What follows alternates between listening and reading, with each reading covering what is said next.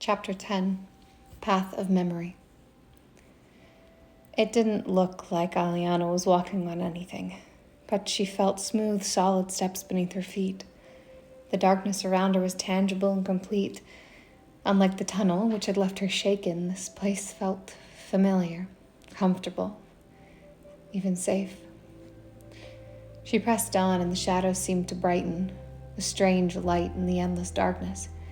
She watched as images flashed around her. She saw her dad's face, the familiar smile, the spark in his eyes. She walked through the early years of her life, all the time she'd spent with her father. The scenes weren't exactly pleasant. Stitching up a wounded soldier, cleaning blood out of the carpet, waking up in the middle of the night to the sound of explosions. But they were happy. She was happy. Her father had been the only constant in her life. A horrifying scene flashed into existence. A chimera sneered at her from the memory, and her father was there, firing harmless bullets at the massive mutant beast.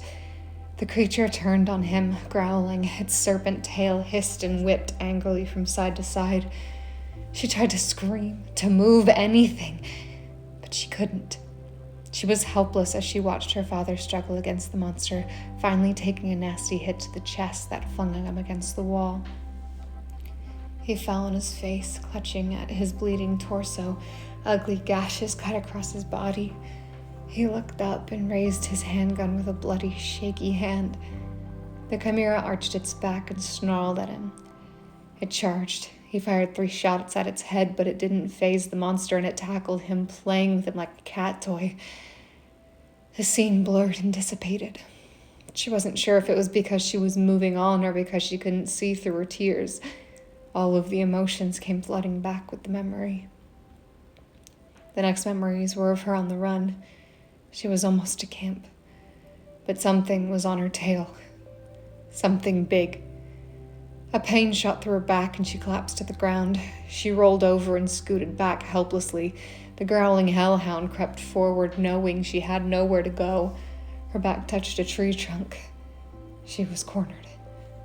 All of a sudden, a boy lunged out at the beast. He had thick, messy black hair, a splatter of freckles across his face, and piercing, stormy blue eyes.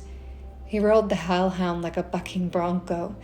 The scene grew blurry as the pain in her back increased and the blood poured from her wounds. Finally, she lost consciousness. The next memory was her taking a tour of camp with the boy who had saved her. They followed a centaur, a man with a human torso and the body of a white stallion connected to his waist. A name drifted into her mind. Chiron. Another scene appeared. This time, she was sitting on a little dock on the water of a canoeing lake. She wore a cardigan that was probably 3 sizes too big. She had one leg drawn close to her chest. The other dangled in the water, her feet bare. The boy from before, Mason, approached and sat beside her. Their eyes met, and he flashed a warm, dimpled smile. She smiled back and leaned against his shoulder, watching the sun dip below the horizon. There were several images of her and Mason fighting in an arena, laughing as they tried to gore each other. A memory appeared. She and Mason were standing in the woods. Camp wasn't in sight. Mason took a deep breath and held out his hand towards a small boulder. "You've got this." She recognized her own voice. "I don't know, Allie." His voice shook ever so slightly. "Are you sure you want to be here?" She heard herself scoff. "Every time you ask me that, and every time I tell you, I'm not going anywhere." He sighed. "Okay, here we go." He narrowed his eyes. Sparks flashed around his fingers. He furrowed his brow as the sparks faded, trying to keep them alive, but soon they were smothered. He groaned in frustration and threw up his hands. "I can't do this." She watched herself hop up and trot over to him. "Yes, you can." He pulled free of her grip. "You shouldn't touch me. I don't want to hurt you." She grabbed his hands, feeling a static shock as their skin touched. "You could never hurt me." She flashed him a reassuring smile. "Just try again." He took a deep breath and raised his hands again. Sparks erupted across his skin, growing brighter and turning into little bolts of lightning. She let out a happy little laugh. He couldn't help but smile. That's when it all went wrong. The bolts started to arc and pulse out of control. He tried to call them back to snuff them out, but they weren't listening. A wayward bolt collided with her chest. She flew backwards. A shock of pain erupted through her body as she smashed against a tree.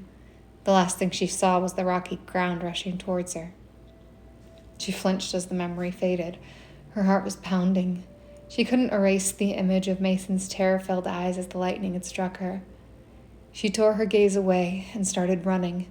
She saw flashes of the rest of her life. People avoided her or insulted her behind her back. She trained alone in the arena. She sat on the dock alone, with no one to comfort her. She watched people come and go. 7 years passed in a blur as she raced up the invisible stairs. When she finally stopped to breathe, she found that she had reached her first meeting with Percy Jackson, the strange boy who actually wanted to talk to her. She quickly walked through their quest together, blowing up a bus, fighting a chimera in St. Louis, traveling to the underworld, fighting Ares for Zeus's bolt. Finally, her most recent memories returned in a rush. She saw her dealings with Mason and the stone of Zeus, remembered the prophecy and the nightmares that had driven her to go to the realm of dreams, and recalled her fight with the guardians at the gate, which had taken the form of some of her greatest fears. She was in the open air, in the middle of the woods near camp. Almost immediately, she dropped to her knees, disoriented by the flood of returning memories. Tears sprang to her eyes as she relived every moment of her life all at once. But above everything else, she noticed that she'd gotten back more memories than she'd lost in the river of forgetfulness. Tears rolled down her cheeks as she realized that she'd reclaimed her memories of Mason.